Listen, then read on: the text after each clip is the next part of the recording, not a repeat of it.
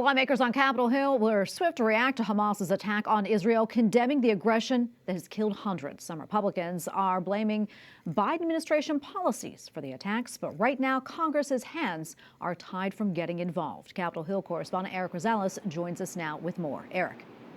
Well, good evening, Tracy. That is what is interesting about the timing of this attack. There is very little on what the U.S. Congress can do to aid Israel right now. The U.S. House does remain without a speaker, and the Senate is currently out of session this week.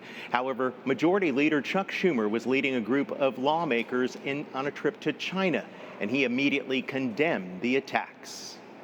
The ongoing events in Israel over the past few days are horrific. I urge you and the Chinese people to stand with the Israeli people and condemn these cowardly and vicious attacks. While the Biden administration says it is standing up for Israel, Republicans claim the president's Middle East policies are to blame. Claims are being made that Hamas used American weapons and technology left behind in Afghanistan to carry out the attack. Plus, it's despicable what the Biden administration did by giving $6 billion to Iran, and now look what's happening with Hamas. Hundreds of Israelis have lost their lives.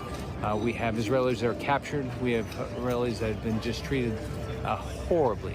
Democratic Senator Cory Booker was in Jerusalem for a security conference at the time of the coordinated attacks. He recounted what it was like being in a bomb shelter. Frightened faces. There were children and elderly families, many Americans.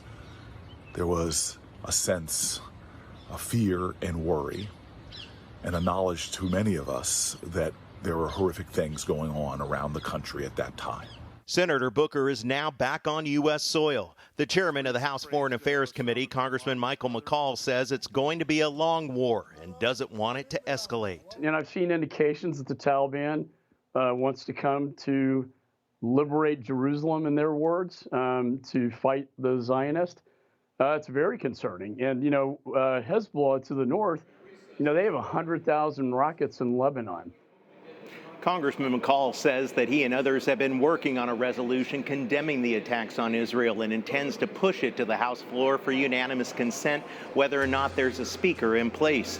However, former Speaker Kevin McCarthy did say that he would accept the role again for a short time in order to get the resolution passed and give more aid to Israel.